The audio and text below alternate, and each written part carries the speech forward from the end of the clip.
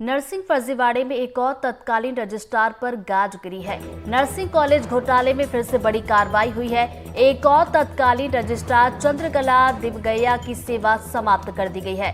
तो बता दें, तत्कालीन रजिस्ट्रार सुनीता शिजू के बाद ये दूसरी बड़ी कार्रवाई है और सितंबर 2020 से सितंबर 2021 तक इनका कार्यकाल रहा और इसी दौरान 250 कॉलेजों को मान्यता दी गई थी और जांच से पता चला है कि चंद्रकला दिवगैया ने नियमों को ताक पर रखकर ये मान्यता दी थी। तो देखिए, इसके पहले हमने देखा था कि बड़ी कार्रवाई की गई थी जहां पर शिजू को सेवा से बर्खास्त किया गया था और उसके बाद एक और बड़ी कार्रवाई यहां पर की गई है। तत्कालीन रजिस्ट्रार सुनीता शिजू के बाद एक और तत्कालीन रजिस्ट्रार पर गाज गिरी है। और इसी खबर पर ज्यादा जानकारी के साथ हमारे सहयोगी अमृतांशी हमारे साथ जुड़ी है। अमृतांशी, देखिए, एनडीटीवी लगातार इसे मुहिम बनाकर चलाता रहा। बड़ी कार्रवाई कुछ दिन पहले हमने देखी और आज एक और दूसरी बड़ी कार्रवाई देखने को मिली है।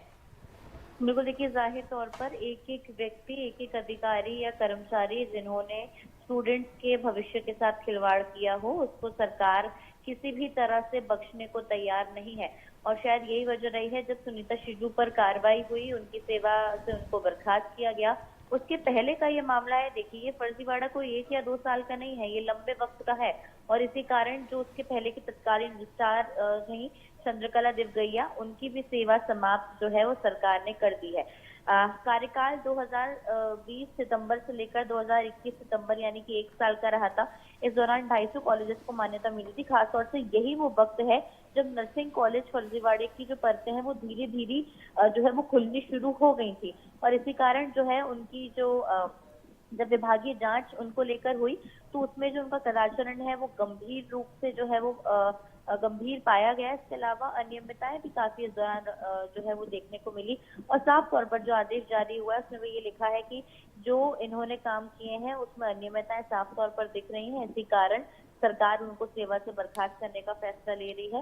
विभागीय जांच में ये भी पता चला है कि नियमों को ताक पे रखकर जो चंद्रकला है उन्होंने कई कॉलेजेस को मान्यता दी थी। जाहिर तौर पर शायद ये वही वक्त रहा होगा जब कागजों पर चल रहे कॉलेज और जो हवा में कॉलेज की बात हो रही थी वो सभी जो है वो इनके पेपर पर पात्र थे, लेकिन वाकई में अब जो है उन कॉलेजेस को ढूंढ कर जो है उनकी मान्यता निरस्त की जाएगी। और यहाँ पर ऐसे ही सेवा से बर्खास्त भी चंद्रकला दिवगैया को कर दिया गया है। जी अमृतांशी, देखिए, अभी तक हमने 2 बड़ी कार्रवाई देखी है। इससे ये समझ में आ रहा है कि आने वाले दिनों में और भी कार्रवाई देखने को मिल सकती है, चूंकि ये सिर्फ 2 लोग ही नहीं बल्कि इसमें और भी लोगों की मिलीभगत हो सकती है।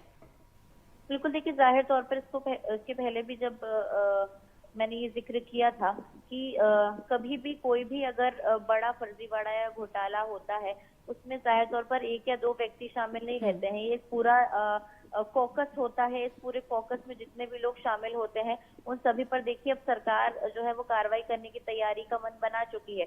और इसी को लेकर मुख्यमंत्री मोहन यादव भी साफ बोल चुके थे, चाहे वो किसी की भी भूमिका रही हो जो कि संदेहास्पद हो या फिर भूमिका पर सवाल खड़े हो रहे हो, उन पर विभागीय जांच तो होगी ही। और अगर वो गलत या दोषी पाए जाते हैं तो उन पर कार्रवाई करने से सरकार पीछे नहीं हटेगी। जी चलिए, बहुत बहुत शुक्रिया अमृतांशी आपका तमाम जानकारी के लिए।